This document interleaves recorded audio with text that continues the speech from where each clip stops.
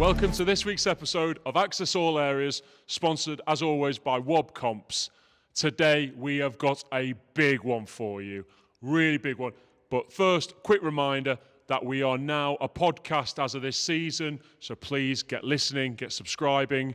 But without further ado, let me introduce some of the biggest guests we will ever have, Arthur Clark and Freddie Thomas. Welcome to the Big Brother house. Have you spotted yourself on the wall yet? Over there. Oh, yeah. Not a great photo, actually. There's a good golf swing there, actually, from you. Oh, yeah, I quite the golf like that. swing, You've got a few, haven't you? I can't see me. Am I not? Did you just not fancy putting me up here? Oh, I'm at the top, look. Yeah. It's funny, we're looking at these. Another golf swing. So we're looking at these, but I actually saw one of these on Instagram yesterday because the club announced all of the Welsh players that had broken into the Welsh squad. And as I was swiping through, I was going, there's, as usual, Max Llewellyn, Thomas Williams. Great to see Chicken back in the squad. And the fifth slide, there was a bloke who I didn't know was Welsh, and he was just in a Gloucester shirt. Yeah. Do you want to talk us through that? That was me. That was you, wasn't it? That was well, me. firstly, many congratulations. Thank you. Thank you very much. I think a round of applause is deserved from everyone that works on Access All Areas. That's probably the biggest. That's what you wanted, wasn't it? When you got in the squad, you thought, I can't wait to go on Access All Areas. Honestly, the first thing I thought was, wow. Yeah, I can't. What a chance to go on Access All Areas. I've not been on yet, but now I've been picked in an international squad. I'm going to get the invite. How's that come about? Not come about being Welsh. How's that come about? The call-up. Talk us through it.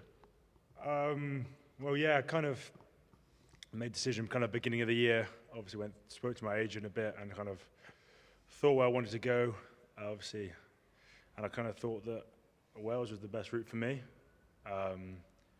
Obviously, I am Welsh, which does help. It's important to keep it is saying important that. Because people like to think I'm not, but I am. It's important to reiterate that every time you get an interview. Your mates are always going to be the first people to fly into you. But obviously, they will all be super proud of you, and the club is obviously really, really proud of you. 29% of the Welsh squad been made up by the Premiership, and we have got 5 in it.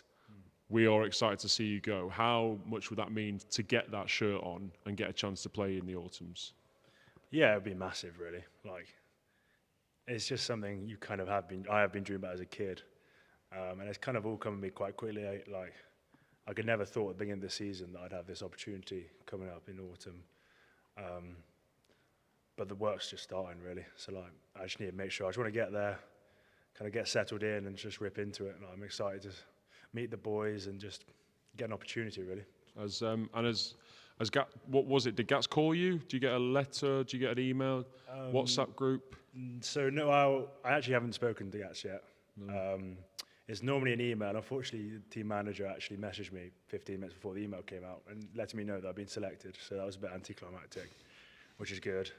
And then I was for like 15 minutes kind of on my emails, kind of scrolling, waiting like, is he going to come? Like, is he having me on? Like, what's going on here? Have I paid the internet bills? Yeah. Like, have I got Wi-Fi? Have I got service? Yeah. All those kind of big questions that come in your mind. So obviously, there is a few of you now all getting a chance to play together. The class of 92, I think that's what you called yourselves, didn't you? That's started to term your own selves after the famous United team. But you're all obviously getting a chance to play together. Like I touched on, a lot of you live together, similar ages. How's the buzz for the younger group, the group that maybe have had to be the opposition in training for a number of years now? Arth, how are you finding getting your chance? It is nice, I think, especially doing it with your mates, all at sort of the same time, coming through, having to go through what every sort of young rugby player has to go through, the non-23, the Friday sessions. It's just part and parcel of it, and it's just quite exciting, the chance we have now to sort of, wear the shirt at the weekend and almost take it into our own hands. And as young players, it's something you dream of, definitely, working your way through the club and earning the shirt on a Saturday afternoon. And I guess none of you have been everyone's had to do it in their own different ways. And when you look through the group, Seb Blake probably waited for injury opportunities and then proven his case every time he's had a chance for injury. Yourself, you've been on loan a couple of times, been out to teams, been injured, and so on. All sort of 6 or 7 of you have waited for different opportunities, haven't you? So it's quite nice. And what would you say is sort of the reasoning for everyone flourishing in this new style of play? I just think we all want to get hands on the ball, really. Like, we all kind of want to be on the ball, showing what we can kind of do. I think like the perfect example is Bristol. It's kind of the first time most of us were kind of on the field together, and like to kind of because we'd had a bit like of chat back and forth about like, oh, you guys are the ones coming through, but like actually to go out there to kind of beat Bristol, and then like you kind of look around and you've got like your mates who you played with since you were like 12, 13. Some of us like Seb and Louis I played with since I was about 11. Kind of like proper like young mates you've had, and you turn around and they're there celebrating, and you've got the other boys you kind of brought in. Like it does make it like special, and like it was kind of something like everyone's like, oh yeah, it would be amazing to do, but like until you're actually in the moment where you've won a game and like you're all there, and like you come and you have a beer afterwards, you're celebrating. That's when you kind of think, wow, like this is something really special to be a part of, really. Just makes you want to have it more. Yeah. So let's wind it back then. So obviously you touched on Bristol, but Leicester just gone, which we saw you two link up for a pretty special try as well. Someone slithered through the defence and then gave a 2-on-1 to. It was something you've obviously worked on in training. It looked like a set play to play that front ball and then just get on your bike and gallop. Was it? Actually, like, couldn't have been more training try if we tried. I think we literally actually did do it on the Tuesday leading in the week. Had a walkthrough on the Monday. I actually overran my line. It was too flat. Did it on the Tuesday. I broke through. Lights told me to go down. And then same exact thing, opportunity arose on the game. I sort of bounced off, went through the line and think, wow, this actually worked. And then luckily Pork managed to a speedy 8.4 metres per second get in the corner. High speed. Is that what we were? PB. Wow, 8.4 metres per second. Massive. For fans like that, that's very fast, isn't it? Very fast. That is really fast. For a big lump, that is fast. But generally, obviously, the Leicester game in parts was brilliant and everyone got excited. In other parts, obviously, always going to be work-ons when you end up losing. What would have been the squad's major take-home then from that? Obviously, we saw some great play in the first half, but major take-home post-game. We kind of said the 10 minutes after half-time, really. First half was really good from us. I think we strong defensive sets, which we touched on before, that like, we needed to be good defensively. Didn't give them any chances, and when we had the ball, we looked good. We were pressuring them in the right places, kicking it well, and we just kind of said we just needed to keep that flowing into the second half, really. And we've had it a bit this kind of first block of the season where the first 10-15 minutes after half-time haven't really been good enough. Seems to be just a bit lackadaisical, kind of giving away easy pens, giving opportunities to the opposition, especially the Prem at the moment. You give 3-4 pens to the opposition, they're on your 5-metre line and they're pressing. It's very hard to stop. So we kind of spoke on about how important that kind of 10-15 minutes is, because if we keep putting ourselves in pressure situations where we're behind, like we done with Leicester, we came back, but like it's very hard to kind of turn those over and win those games. Where like if we can keep going strong with that 80-minute performance, then like I think we'll be hard to stop, really. Lackadaisical, that's probably not a George term, is it? I don't think that's not an excuse. That's No. Things like that you touched on, like coming into the second half, like you hear fans talk about that all the time. Having a lot of younger players in the squad, how much do you feel there is for you to sort of speed up your learning process? That might have taken, say for instance, just you came into the team and it was a set team and one of you breaks in. Maybe it's okay for one person to maybe switch off, but for a short while. But if there's a load of youngsters in the side together, how quick does this learning process have to be for everyone to go, we're back on? This is a game that you can go away, like you said, it can go away from you in 10 minutes. How much sort of work are you doing on that, on the mental side of the game, to try and to get that learning as quick as possible? It's almost trying to like keep each other hungry. I think it's the prime example of like it's like human nature. Realise, oh, we're in the lead, it's going to be all right. We've done well in the first half, and it's almost like switching that off. I think half-time needs to be a sort of look what we can do, look where we can put them, we can really put these guys to bed in the next 10-15 minutes. And like it all comes down to experience. Like you yourself, you'll know that when you are leading that first half, as soon as you go out, you know, right, we've got to switch on it, it's not going to be easy. Whereas us young lads are still like almost finding a way, but you've got to learn quick in this environment. So I think that's a big focus on all of us as soon as we know. And like we've learned from Leicester and almost like a bit from Sale, we're a bit lax as well. So we know going against Newcastle this weekend, it's half-time, bang, right, let's go again, 0-0, and we can really do some damage. Well, you are learning because you very professionally brought me on to Newcastle there, didn't you, this weekend? Just so easy. Thank you for that. Obviously, Newcastle had their first win in 500 and something days, and I think there's been some big celebrations up there. That is not it's never an easy task, but obviously it's been a long time since they won. What sort of added pressure does that come on them coming down here this week? I think they'll be a lot more confident. Obviously, getting that first win under the belt. We've said before, it's a bit of a banana skin. We know they beat us a couple of years ago at their place and a couple of years ago at our place. I think they did double on us. So we're not underestimating them at all. We know it's going to be physical. They're going to come with a simple game plan.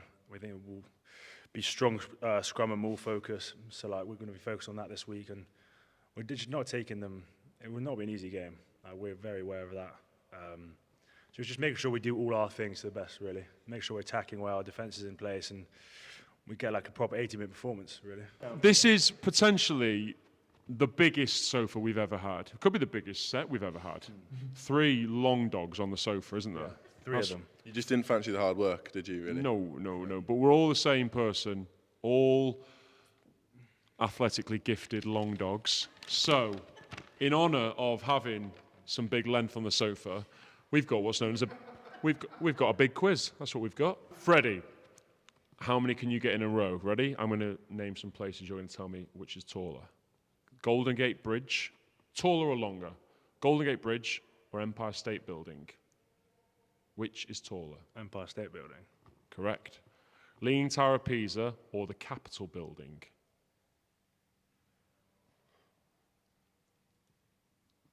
Capitol Building. Correct. Do you know what that is? No, but it sounds modern, so. I should have been taller because it's. I like the thought process of going how tall is the Capitol Building? I've never heard of it. No. Eiffel Tower or the Washington Monument? Eiffel Tower. Correct. This will be disastrous if he gets I them all. didn't want to play, mate, don't worry. About it. Elizabeth Tower or the Roman Colosseum? The Roman Colosseum. Wrong. Arthur, Elizabeth Tower or the Roman Colosseum? The Elizabeth Tower. Correct. And for a bonus point, do you know what the Elizabeth Tower is more commonly known as? No idea. I had an idea, but Go on, say it. No, I'm not going to say it. Go on, let's see what that You'd say the education Queen's got Tower, you. weren't I was going to say Go on. No, I'm not. Go on, say it. Big Ben? Correct. Oh, come on. Back myself, Correct. come on. Good. Yeah, you really backed really yourself did then. Go on. Really went for it. Yeah. We're staying with you, Arth. Buckingham Palace or the White House? Buckingham Palace. Correct. Twickenham Stadium or the Principality Stadium? I'm going to go the Allianz Stadium. It's the Principality Stadium, Freddie, where you spent all your youth and childhood dreaming of playing. Leckhampton Hill or Cleve Hill? Cleve Hill. Correct. Gloucester Cathedral or the Angel of the North?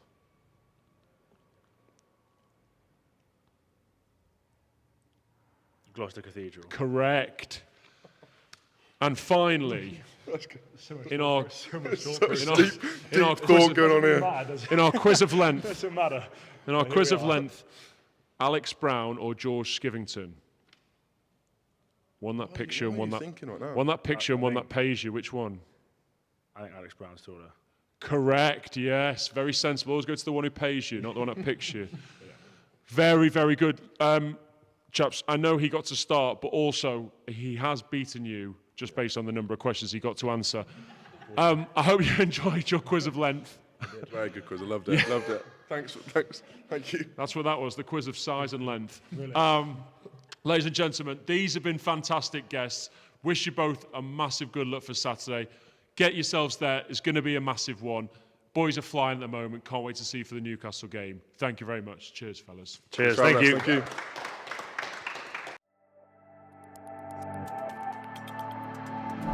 The PWR's back this weekend and the internationals have returned. Let's head over to Gloucester-Hartpury camp to see how they're getting on. Well, 40 wasn't quite the result we wanted last weekend, and got another huge match coming up this weekend. You know, how are the team feeling going into this one? Yeah, I think there's still very much excitement around this group.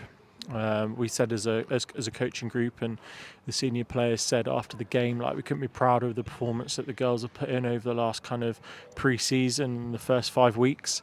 I think that was, we came up against a good physical Exeter team on the weekend, and to fall just short was disappointing. But we've learnt a lot, and we've learnt a lot about individual players as well. And look, we know it's a challenging season in terms of managing players' minutes and game time, and we certainly know we've got some real solid girls to rely on across the course of the season. Yeah, we've obviously got a huge number of internationals coming back this week. That's clearly going to give us a huge boost, isn't it? Yeah, I think it's a massive boost, but it's also, it's a massive pat on the back to the girls that have really kind of flown the flag for Gloucester for the last few weeks. And the nice thing is, I think a lot of these internationals are excited to get into training and play with some of these players as well that probably they don't know too much about, but we've been really excited about as a coaching group. So I think that's exciting for us, and look, we know the internationals are going to bring us an extra edge going into this weekend. Yeah, and just on the WXV, hugely successful from a Gloucester-Hartpury perspective. An England WXV1 win, Ireland runners-up in the WXV1, Spain WXV3 champions, and many more. How pleased are you to see them going so well? It's always pleasing to see your girls go well internationally. I think, if you give to a team, and I really do all these girls give a lot to Gloucester-Hartpury. If you give to a team, then that team's going to reward you with individual success. And I look at the likes of someone like Georgia Brock that's worked really hard here for the last couple of seasons for the team, and she's been rewarded with an international cap. That's really pleasing. Couldn't be happier for the Irish girls. Look, everyone across the squad that's played internationally, we couldn't be happier for them. I think now, the senior group's been really vocal around making sure that we take our international hats off and put our club hat back on and really get stuck into what we're about going into the weekend. And, I think they've been really good at balancing that for us this week. Yeah, and just on the opening couple of rounds, considering the number of girls away, 11 points from out of a possible 15 is a pretty good outcome, isn't it? Massive success for us really as a club. And James Forrester spoke about that last night in our meeting about we couldn't be prouder of this group, and a lot of young individuals within that squad that have really provided a really good platform now for these international girls to come in and ultimately get into and finish in the top 4. And luckily now we don't have to chase because we've done so well in these first 3 games. So it's not a case that we're chasing now. It's can we build on it, and can we just keep this run of success going? Yeah, and it's also been a hugely successful period in terms of developing our talent as well. We've got Steph Else leading the 2-time Premiership champions, Millie Hyatt having a run at number 10, Lucy Simpson looking great off the bench. It's been great for developing the talent as well, hasn't it? Yeah, again, it falls back to our pathway conversation, doesn't it, around why we believe in it so strongly. And I think to finish the first 2 PWR games with 4 of that front 5 being 18 years old and fresh out of college is a massive statement to what this club is about. And like you said, Steph leading a group. She's only 20 years old, so for that, I think that's massive, and it's a massive testament to the work that everyone puts into the pathway and making sure that these girls really come out on the right side of their first games of women's rugby. And there's been success across the park in that, and a massive credit goes to kind of the backroom staff around making sure we've got enough players registered, we're keeping players fit, and getting a good solid team out week in, week out. It couldn't be done without them. So it is a massive group effort. Yeah, and Mo spoke in the huddle at full time last week as well. What was she saying to her team then? I think Mo just hit the nail on the head. Was, a really nice example was probably Lucy Simpson on Monday. She couldn't believe she was in training with so many of these internationals. She was a bit starstruck, but Mo's message was, look, we couldn't be prouder of you, and we couldn't be prouder of the shift that you put in on the weekend. It wasn't from a lack of effort or lack of trying that we lost that game. We just felt short with a little bit of accuracy in the red zone, and that comes with learning for a lot of these young girls and these young players around what we need to do when we're in that area of the pitch, and they'll learn from that and they'll grow from that. Where they continue to play their rugby, whether it's in the pathway or with GH, which is really nice. Yeah, we know how important squad depth is. We knew that last season when we had, big players, Zoe Allcroft out, Sam Monaghan, Tat Hurd out for long periods. Our squad depth was really crucial then, wasn't it? Yeah, you've got to have a deep squad in this league to be successful. And again, it's probably highlighted to us how strong our squad actually is. With these girls that performed in the first 3 games, and look, you've got to get the balance right, because I think people underestimate these internationals been away, but they've been away working hard, training hard for a number of months now. So it's not like they're coming back fresh. They're coming back off the back of a long stint of rugby, and we've really got to make sure that as a group we get the game time and management right of all these players, not just the girls that have performed for us over the last few weeks, but these internationals as well, and make sure that we balance the teams going through the weeks, because as you said, last year we ended up with about 15, 16 injuries at one point, and it was crucial that we balanced that squad. And as I said, I think what it's really shown for us over the last 3 games is players that we can really rely on in these big games if we do have some internationals missing. Saracens this weekend, the challenges that they come thick and fast, don't they? Yeah, they're the games you want to play in, though, I think. And as a squad, I think we're really relishing going down there, especially, after last season. Was our only loss in the league last year, but it kind of probably gave us that kick we needed to go on into the playoffs. We know it's going to be a physical battle, but I think what a spectacle of rugby it's going to be for the PWR, and I'm glad it's being streamed, because I'm hoping that it's going to be a really great game of rugby and a really good advert for our game that's being played at the moment. Thanks, Freddie. Good luck. Cheers.